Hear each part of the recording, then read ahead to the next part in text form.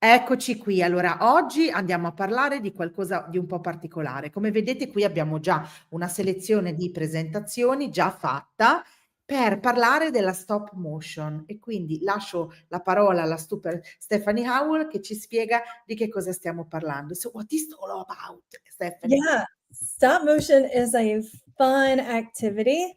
And it looks a lot harder than I think it actually is. So just know that it Mm, might be a little overwhelmed, but it's really not that bad.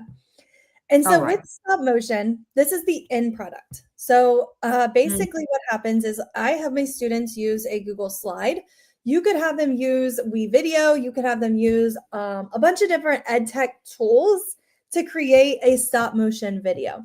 But what I like about using Google Slides is they can come in here and I can hit um, publish to the web for my students, and they're able yes. to publish this slide deck to the web, and it can auto play for them to go through the slide deck. And basically, stop motion is just a quick view of this movement. And look, that person Nice. is going across the screen, right? It took Wow. Yes. 28 slides in order for that to happen, right? So that's why it feels like it's a lot. But basically, students come on and they make their slide. So I added my G and then I hit command duplicate, or I'll duplicate the side. And then I just Mhm. add the A, right? Then I'll come Mhm. in and I duplicate it again. And then I'll add my S. So then when I Nice. it shows the word gas, right? And so my students were learning about solids, liquids, and gases, and they had to show that in their stop motion video. And so that is kind of how you're able to quickly show your students as they first start, and then they just duplicate. They duplicate, they duplicate, they add to the side and they duplicate. However, they have to plan. They can't just come on and Mm. make their slides the way that they want to make them. There's a lot of planning that takes place in the order and when they want different things to appear. And so, because of that, I really like to have them plan using School AI in a space. So, right here, my students have this stop motion. They story brainstorm, they come up with their characters and their props. They think about their storyboard, their scenes, their checklist, the reflection, and the goals for the lesson. And so, in this space, my students first kind of brainstorm, what is it that I want this storyboard to look like? What is it that I'm hoping for my storyboard to be like, right? So this helps them brainstorm. Dot can ask them additional questions. Dot can help them organize their ideas.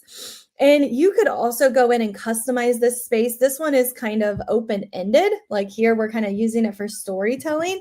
So maybe I want to create an adventurous story.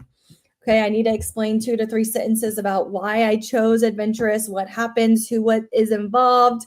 And then my students, instead of making a video on solids, liquids, and gas, they can actually make one on a story. So again, any topic can be used with this, and you'll just go into School AI to create your space, where mine is more for a storyboard of using kind of language and students writing out a story to create a visual that goes along with that.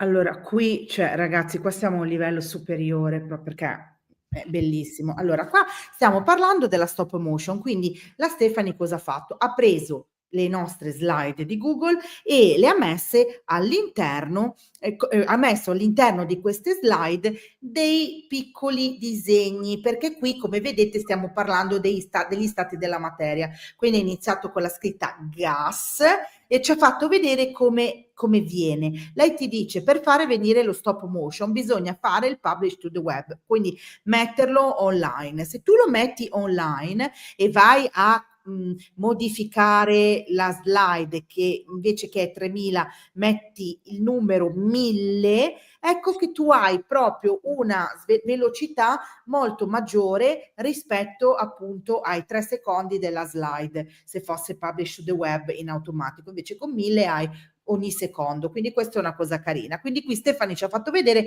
come si fa, ha preso una slide, l'ha duplicata, ci ha aggiunto un'altra lettera, l'ha di nuovo duplicata, ci ha aggiunto la terza lettera di Gast e ci ha fatto vedere come funziona. Però lei giustamente dice, attenzione, questa cosa qui va benissimo se dobbiamo fare gli stati della materia, ma se vogliamo fare ad esempio uno storytelling, ecco che noi possiamo usare uno spazio creato con School AI, che è uno spazio. Can you please go on to the School AI Teacher Space? Thank you. Che è uno spazio che serve per fare che cosa?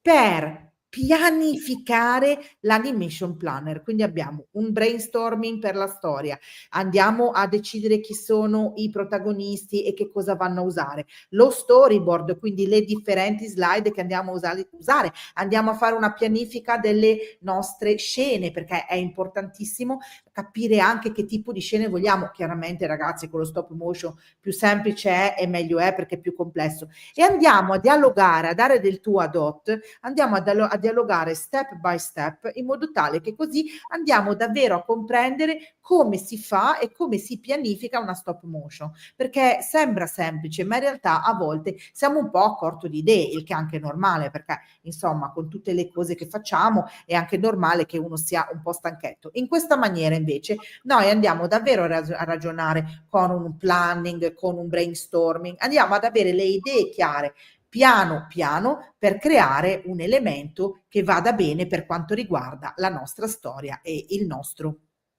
la nostra pianificazione dello stop motion. I think this idea is just amazing because you took characters, you took prompts, you took setting, and you have basically a personal assistant that, for example, if you're in a flipped classroom environment, you've got a personal assistant that actually help you to achieve your story, to achieve your stop motion story, which is amazing, che normalmente noi non ce l'abbiamo questa cosa. Questo è proprio un tutor personalizzato che ci aiuta step by step a creare competenze divertendoci. Thank you, Stephanie. You were amazing as per usual. I'll see you next time. Ciao, Yeah. ciao. Thanks, everyone.